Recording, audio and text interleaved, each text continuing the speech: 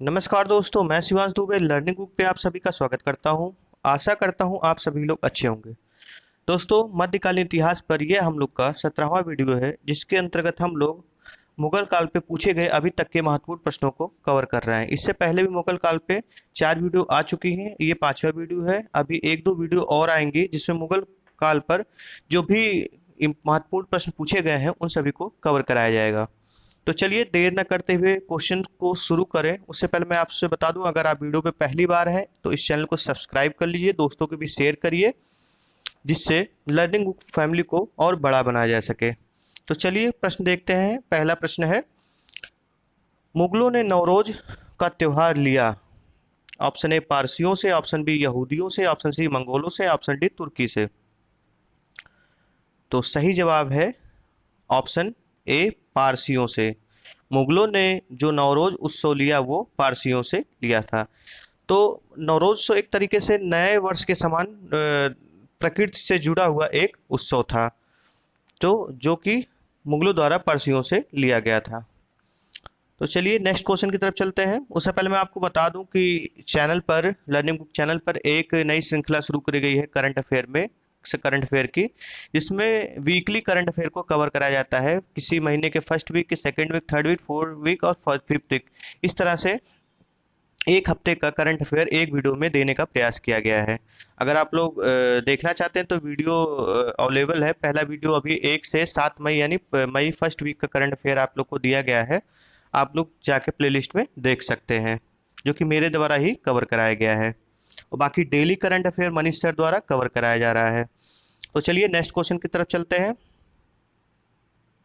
कौन सा मकबरा द्वितीय ताजमहल कहलाता है?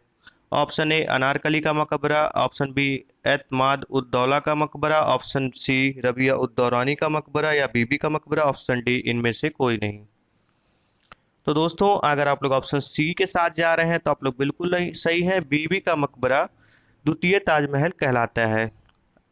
बीबी के मकबरे का निर्माण मुगल बादशाह औरंगजेब ने अंतिम 17वीं शताब्दी में करवाया था। यह पत्नी रबिया उद दौरानी की याद में बनवाया गया था। यह ताजमहल की आकृति पर बनवाया गया था। और दोस्तों, इसकी लोकेशन सबसे ज़्यादा इंपॉर्टेंट है, ध्यान रखिएगा आप लोग। यह महाराष्ट्र के औरंगाबाद में स्थित है। कई बार लोकेशन पूछ दी जाती है कि बीबी का मकबरा कहाँ स्थित है, तो आप लोग ध्यान रखेंगे। बीबी का मकबरा औरंगाबाद महाराष्ट्र में स्थित है और इसका निर्माण औरंगजेब द्वारा कराया गया था। ये प्रश्न, 3 प्रश्न काफी महत्वपूर्ण है जो बीबी के मकबरे से रिलेटेड है। चलिए नेक्स्ट क्वेश्चन की तरफ चलते हैं। किस बादशाह ने किस बादशाह के अंतर्गत मुगल सेना में सर्वाधिक हिंदू सेनापति थे? तो ऐसे मुगल शासक की पहचान करनी है जिसके अंतर्गत सर्वाधिक हिंदू सेनापति थे। Option A Humayun, option B Akbar, option C Jahangir, option D Aurangzeb. दोस्तों, आप लोग आंसर करने का प्रयास करिए, वीडियो को पॉज भी कर सकते हैं और लास्ट में कमेंट बॉक्स में अपना स्कोर भी साझा कर सकते हैं। तो दोस्तों, अगर आप लोग ऑप्शन डी औरंगजेब के साथ जा रहे हैं तो आप लोग बिल्कुल सही है, D is the right answer. Aurangzeb के काल में बड़े पैमाने पर दक्कनी अमीरों की नियुक्ति की गई, जिसमें मराठा सर्वाधिक संख्या में थे। तो आप लोग ध्यान रखेंगे, सर्वाधिक हिंदू सेनापति जो थे वो औरंगजेब के शासनकाल में थे। चलिए नेक्स्ट क्वेश्चन की तरफ चलते हैं। किस इतिहासकार ने अकबर द्वारा प्रतिपादित दीन इलाही को एक धर्म कहा? Option A Abul Fazal, option B Abdul Qadir Badayuni, option C Nizamuddin Ahmad, option D इनमें से कोई नहीं। तो दोस्तों, अगर आप लोग ऑप्शन ए अबुल फजल के साथ जा रहे हैं तो आप लोग बिल्कुल सही है। अबुल फजल ने अकबर द्वारा प्रतिपादित दीन इलाही को एक धर्म कहा। चलिए नेक्स्ट क्वेश्चन की तरफ चलते हैं। दोस्तों, आपको जितने भी क्वेश्चन यहाँ पे कवर कराए जा रहे हैं, ये कहीं ना कहीं किसी भी एग्जाम में पूछे गए हैं, जैसे आईएएस, पीसीएस, लोअर और वनडे एग्जाम।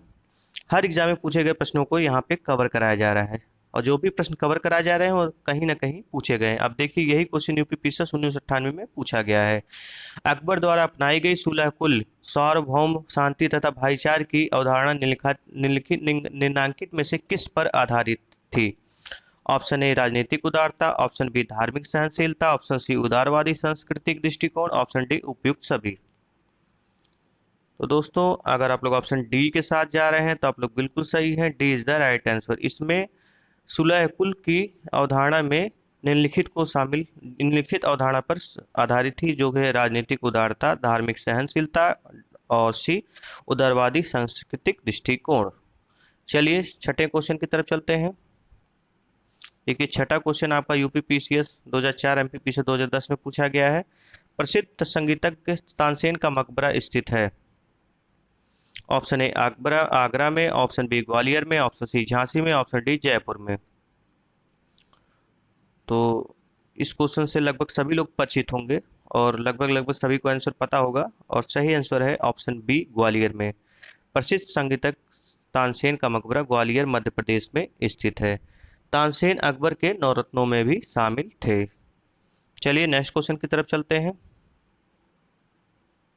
गुलबदन बेगम पुत्री थी। ऑप्शन ए बाबर की, ऑप्शन बी हुमायूं की, ऑप्शन सी शाहजहां की, ऑप्शन डी औरंगजेब की। तो गुलबदन बेगम हुमायूं की बहन थी और हुमायूं बाबर का पुत्र था, तो इस हिसाब से गुलबदन बेगम पुत्री हुई बाबर की, यानी ऑप्शन ए बिल्कुल सही है। चलिए नेक्स्ट क्वेश्चन की तरफ चलते हैं। किस सिख गुरु की मृत्यु के लिए औरंगजेब जिम्मेदार है? ऑप्शन ए गुरु Govind Singh, option B Guru Tegh Bahadur, option C गुरु रामदास, ऑप्शन डी गुरु अंगद देव। तो दोस्तों अगर आप लोग ऑप्शन बी गुरु तेग बहादुर के साथ जा रहे हैं तो आप लोग बिल्कुल सही हैं। सिख के 8वें गुरु गुरु तेग बहादुर की इस्लाम धर्म न ग्रहण करने के कारण औरंगजेब ने दिसंबर 1675 ईस्वी में हत्या करवा दी थी। तो ध्यान रखिएगा, औरंगजेब ने हत्या करवाई थी गुरु तेग बहादुर की। चलिए नेक्स्ट क्वेश्चन की तरफ चलते हैं। भारत के मुगल शासक बनने पर जहरुद्दीन मोहम्मद ने नाम रखा। Option A Babar, option B Humayun, option C Jahangir, option D Bahadur Shah. तो दोस्तों अगर आप लोग ऑप्शन ए बाबर के साथ जा रहे हैं तो आप लोग बिल्कुल सही है। पानीपत के प्रथम युद्ध में 1526 में इब्राहिम लोदी को हराने के बाद बाबर ने भारत में मुगल शासन की स्थापना की, और उस समय उसका नाम जहरुद्दीन मोहम्मद था, और उसके बाद विजय के बाद मुगल शासन की स्थापना के बाद इसने अपना नाम भारत में बाबर रखा। चलिए अगले क्वेश्चन की तरफ चलते हैं।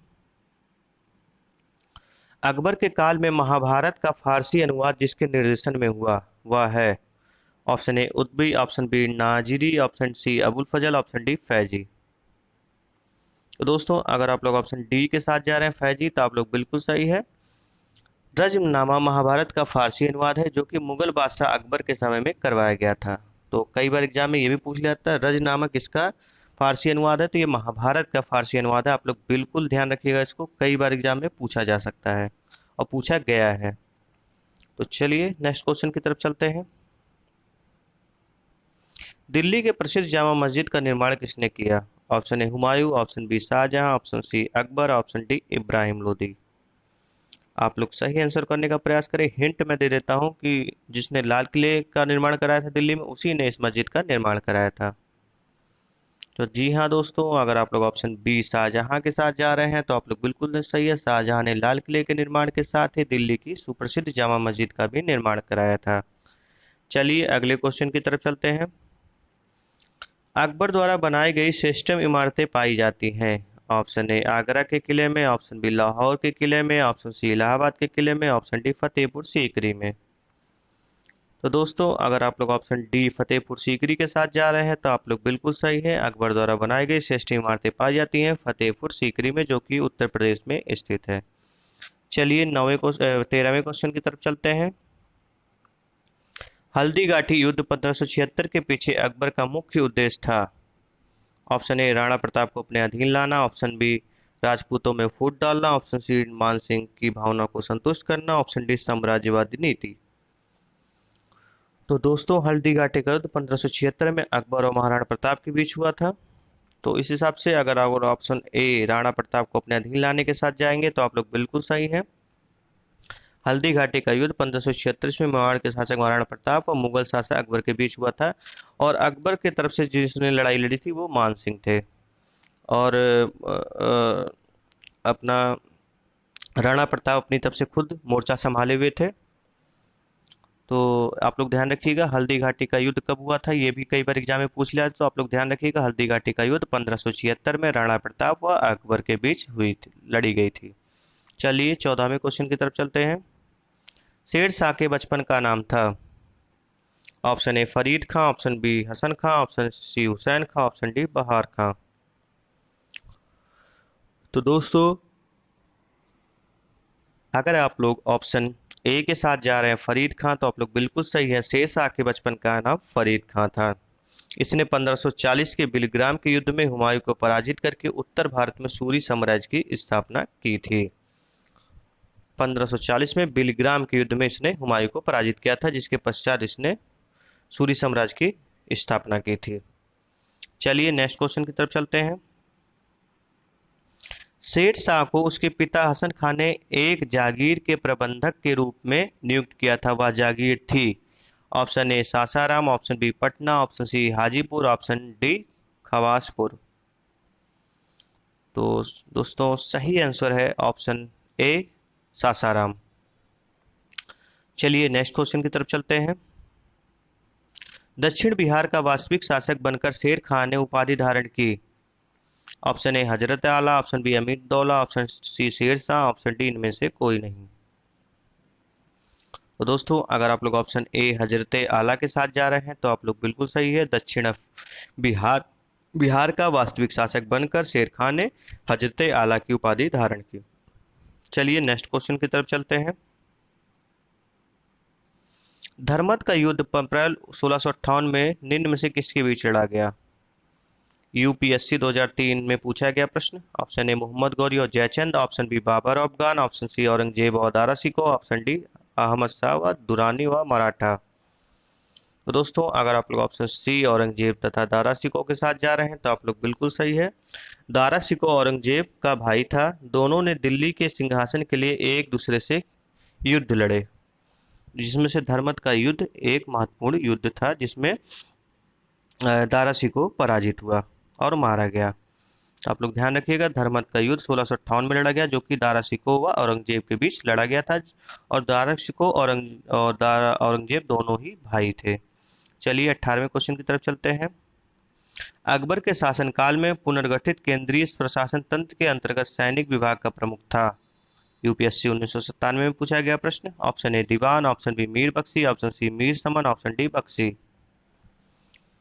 तो दोस्तों, अगर आप लोग ऑप्शन बी मीर बख्शी के साथ जा रहे हैं तो आप लोग बिल्कुल सही हैं। चलिए नेक्स्ट क्वेश्चन की तरफ चलते हैं।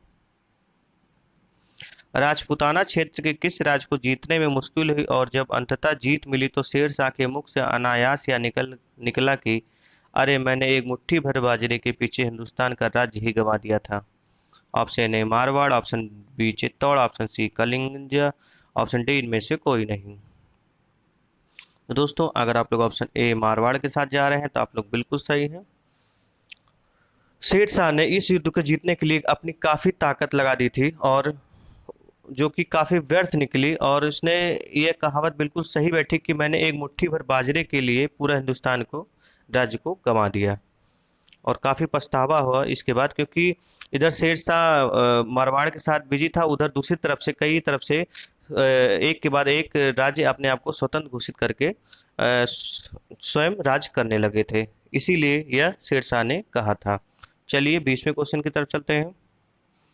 किस अभियान के समय अचानक बारूद में विस्फोट हो जाने के कारण शेर शाह की मृत्यु हो गई? ऑप्शन ए रायसीना अभियान के समय, ऑप्शन बी मालदेव की सेनाओं से संघर्ष के समय, ऑप्शन सी चित्तौड़ अभियान के समय, ऑप्शन डी कालिंजर अभियान के समय।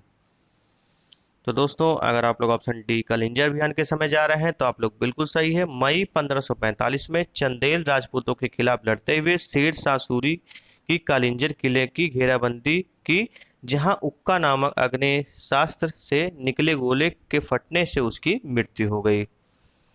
तो दोस्तों, आज के लिए इतना ही। 20 प्रश्न आपके लिए रखे गए थे, जो कि काफ़ी इम्पोर्टेंट थे, कई बार एग्जाम पूछे गए थे।